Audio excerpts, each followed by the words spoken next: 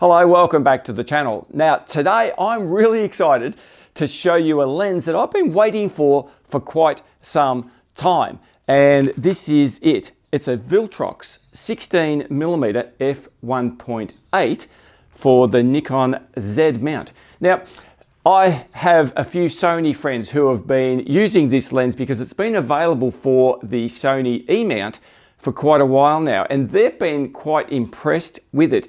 So as soon as this lens became available, I thought I've got to get that one and give it a go. And now, as you know, my go-to lens primarily is the 20mm f1.8.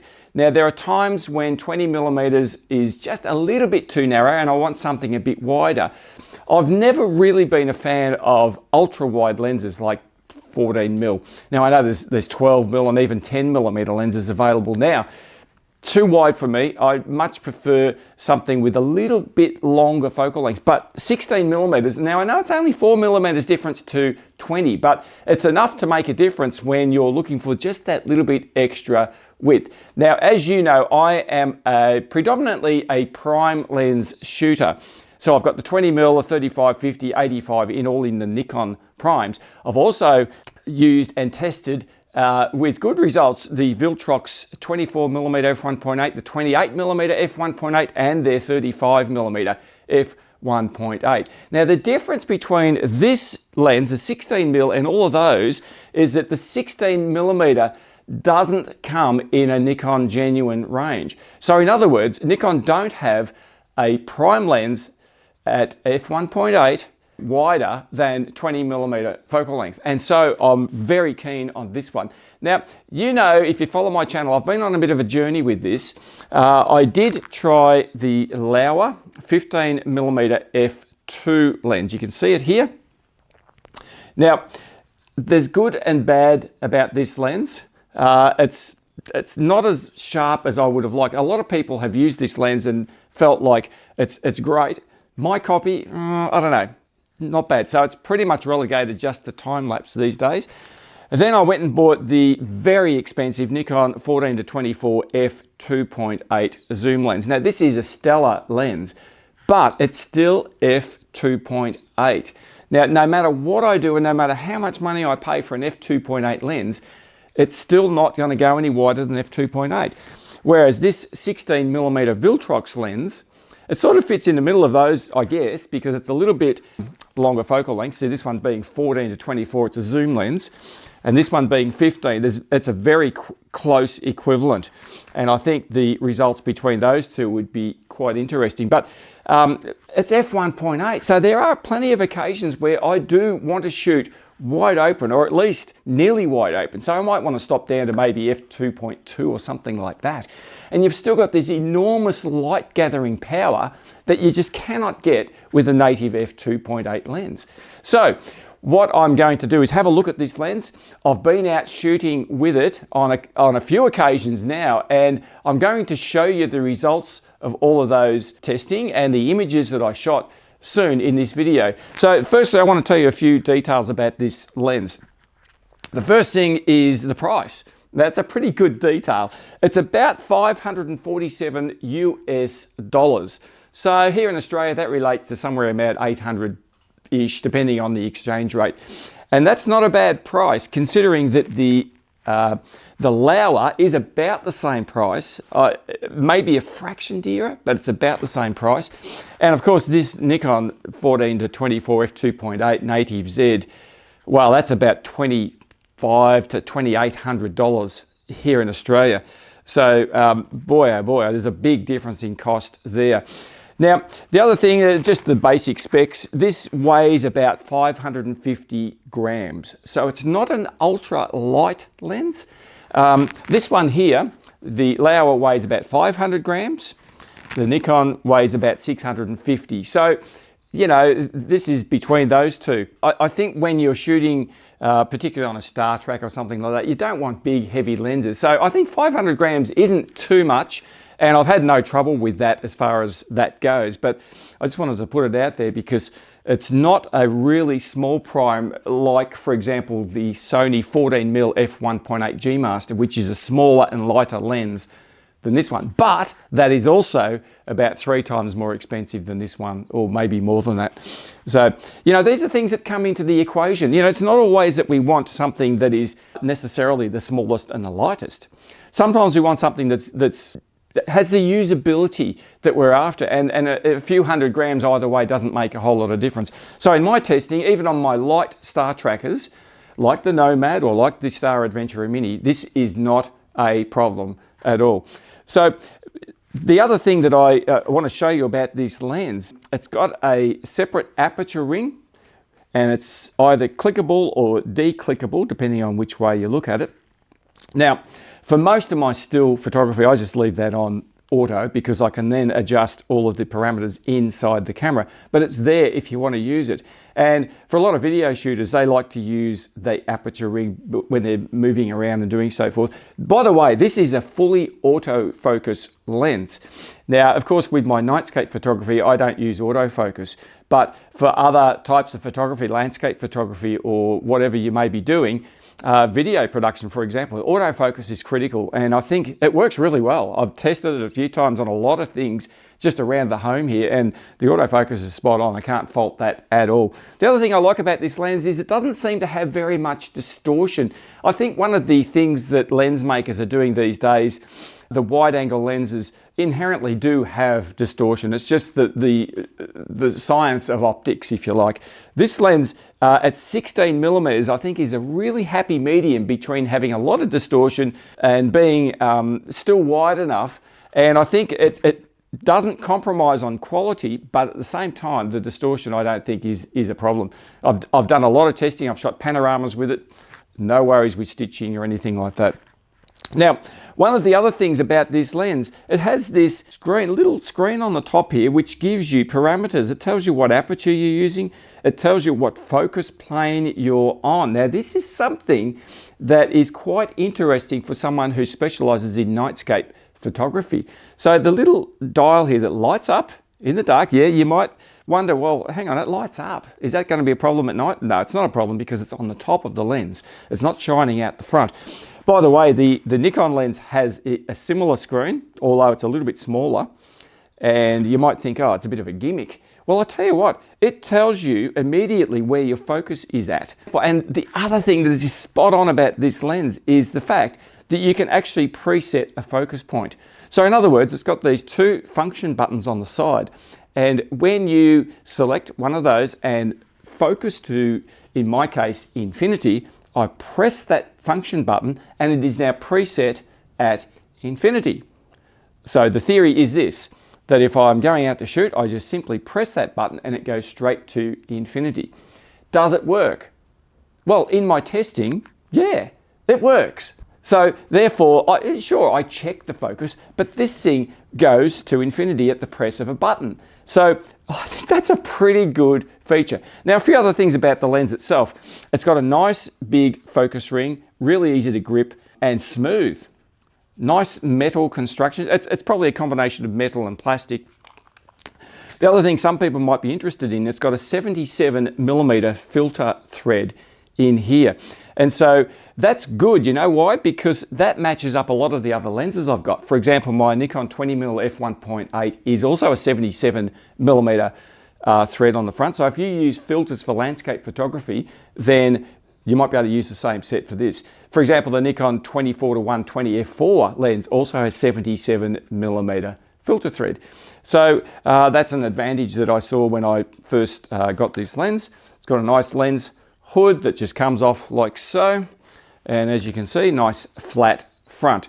So I've used this lens to shoot time-lapse. I've used it to shoot tracked Milky Way shots. I've used it to shoot singles. I've used it, the other night I was out in a fairly heavy moonlit scene and I shot a number of images from that night, which I'll show you in a minute. And then what I want to do is also show you just zoom in on some images and show you just what the performance of the lens is.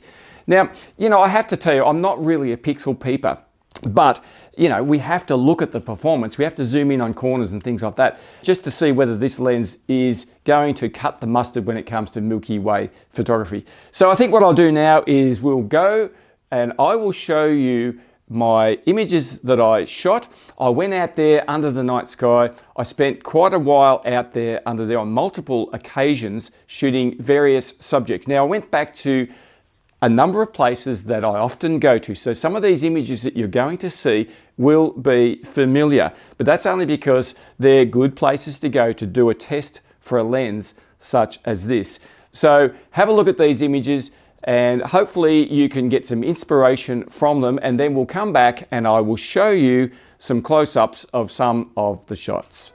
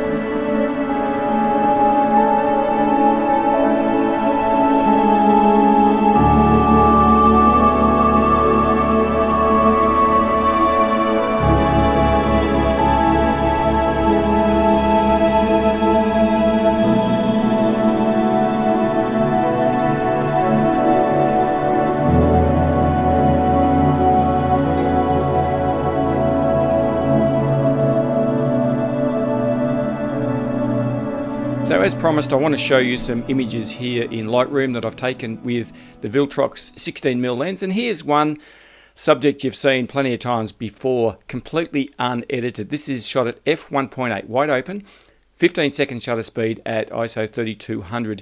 The first thing you'll notice about this is there is significant vignetting. Let me just brighten the image up a little bit, and you can see it still is pretty dark around the edges. So let's go down to have a look at how I can address this. So I go to lens corrections here, and I can add some of this down the bottom. You can see I can actually get rid of most of that vignette, little bit remaining, but it's not too bad. In fact, it's a lot better, isn't it? Full screen preview on that. That doesn't look too bad. So people talk a lot about vignette. This lens wide open does display a fair bit of it, but as you've just noticed, It's not that hard to get rid of. So let's have a look at the performance.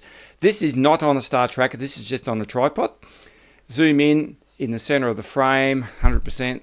So that's pretty good. This is a 15-second shutter speed. So that doesn't look too bad. Looking at the foreground there, it's pretty good light gathering power. And there's a fair bit of shadow detail, which is good. Really, really good. Let's go up to the corners and have a look. So you can see there's a little bit of elongation in these stars in the corner, but honestly, that doesn't look too bad at all. Let's go to the other side. So it's a little bit different here. I'd say there's probably a little bit more distortion in these stars, but it's a slightly different shape to what's on the left-hand side. Nevertheless, that's not bad. Can't see right down on the bottom corners because there's ground down there. So yeah, it's not bad performance, to be honest. Now, I did take some other images, so let's have a look. Let's start with this one. f1.8, 30-second shutter speed at ISO 1600 on a star tracker. And what I did, I shot f1.8, f2.2 and f2.8 just to have a bit of a look at what the differences might actually be. So you can see once again that vignetting is pretty severe on this one. But let's zoom in. So remember, this is on a star tracker, and those stars look pretty good in the middle. Let's go up to the left-hand top corner. Once again, pretty good. Slight little bit of aberration there, but gee, it's not much, to be honest. It's 100% in. Same on the right-hand side. Little tiny bit, but gee, not bad. Not bad at all. So that's at f1.8. Let's have a look at f2.2. And you can see, let's zoom in and have a look at that. It should be the same because I took these straight after each other. Pretty much the same aberration in the corners there, I'd say, at f2.2. And very similar on the right-hand side. Probably, look, if I'm honest, slightly less, but it's only marginal. Not a whole lot of difference as I go around all of those corners. You can see the vignetting, which I haven't removed. But overall, that looks pretty good. So let's go to the next one. This is f2.8. So let's zoom in on this one. Center looks good. Remember, this is a tracked 30-second shutter speed. Still a little bit of aberration, but it's pretty minor. I'd say this is good. This is a good result. Better than I got with the Laowa 15mm lens. And yeah, a slight bit of aberration there on these brighter stars, but that's right on the extreme corner. I would say this looks pretty good. Pretty good indeed. All right, what else have I got? Oh, I shot another one at f4. So I've done a slight bit of adjustment on this just to make it a bit brighter. As you can see, I've added some exposure, but other than that, not much. And once again, this is a tracked shot. Looks good in the middle. Looks good on the top left. No worries about any of that. Let's have a look on the other side. Yeah, it's certainly cleaner at f4, but you'd certainly expect it to be. Probably this bright star here has a little bit of out of roundness, if you want to call it that. So if we compare this one at f4 to the first one at f1.8, let's do that. If I can find it. Where is it? It's not much different. It's out of round here at f1.8, but at f4, it's probably a bit sharper and a bit cleaner, but it's still slightly out of round, so gee, there's not much difference. So I guess the upshot of all of this is I'd be quite prepared to shoot this lens wide open at f1.8 because as you could see from my previous images, I was able to remove a lot of the vignette that I had just in Lightroom here. So, you know, I reckon that's pretty good. This is a bit later in the evening. The moon was just about to rise up over the horizon just here. You can see the Milky Way in the sky. Let's brighten this up a bit. There's no edits on this at all. I just want to show you what the lens is capable of, what it looks like. And that looks pretty good. Looks very good, actually. This is, by the way, on a tripod, f2.8, 15 seconds at ISO 3200. So this is not on a tracker. Lots of noise in the foreground, but I can get rid of that without any problems. There's good detail in that background hill there, even at f2.8. And remember, the moon hasn't actually risen yet, So it's way off under that cloud in the distance. So this lens certainly has some great light gathering ability, even at f2.8. And let's just go down and adjust that vignette again. And you can see there, it's just about gone. Just about gone. So not too bad. And that's a hardly edited picture. It's virtually nothing at all. So compared to the other edits I did, nothing at all in that one. So very, very good. I think this lens is going to be certainly one that I use a lot in my kit bag. And you can see from these examples that I have here, very, very well controlled. Really, really nice indeed. The Viltrox 16mm f1.8 lens has a USB port for updating firmware. Also has a gasket weather sealed ring around here, which I think is great because a lot of other lenses don't have that weather sealing protection. So there you have it, my thoughts on the new Viltrox 16mm f1.8 for Nikon Z mount cameras.